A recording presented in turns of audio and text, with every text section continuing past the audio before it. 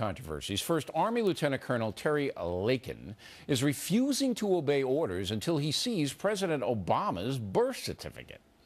I will disobey my orders to deploy because I, and I believe all servicemen and women, and the American people deserve the truth about President Obama's constitutional eligibility to the office of the presidency and the commander-in-chief. If he is ineligible, then my orders, and indeed all orders, are illegal. All right, well, the Army's not thrilled about that. It's moving against Colonel Lakin. Here now, attorney and Fox News anchor Megyn Kelly. You can see it American Alive, 1 p.m. each weekday.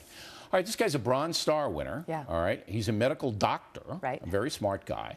But you can't have the Army, the Marines, the Navy, anybody saying, you know, I'll obey the orders I like and I'll do this. Right? You just can't have it. No, you can't. And that's why he's probably going to face a court-martial, and it's probably going to succeed against him.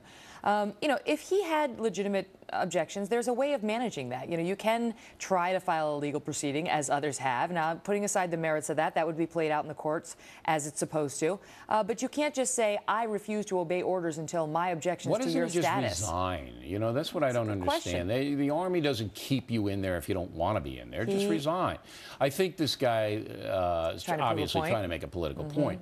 But the birther movement has been, you know, it just hasn't gotten any traction. It really hasn't. Right. And, you know, nonetheless, he's a true believer. Interestingly, he did not go with a lawyer who has brought the other objections on behalf of other birthers who are in the Army. He went with somebody else. So I don't know that he's necessarily formally affiliated with the group, as opposed to having his own independent objections. Well, he wants to make a political point. There's nothing wrong with that. But we have to tell everybody that, look, the military is there not to be political. It's to follow orders. And if there's a demonstrable problem with the president, we have a process to handle that. Well, now, I just want to ask you a question. It's the same thing, Bill, as when under President Bush, people didn't want to go to war because they said he was an illegitimate president, and it was an illegitimate war. Yeah, he didn't win the Florida thing was booted. That wasn't allowed then, and it shouldn't be allowed now. Do you know how we prove that President Obama was born in the United States? You here at the Factor? Yes. How? Tell me. You missed that, right? No, well, I've heard you report on it. Okay.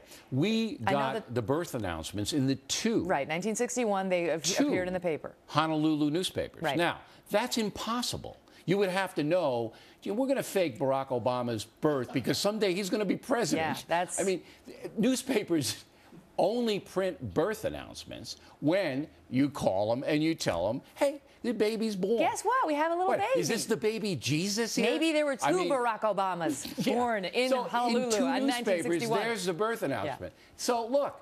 He's born in the United States. That's impossible. You can't fake that. And not only that, but the Hawaii state officials who have seen the actual birth certificate have come out and said, we've seen it. But I didn't even rely on that. Yeah, I know, but I'm just saying. You know, I just relied on something that you can't say. Nonetheless, these birthers. All right. Now, then another. They believe it. In another.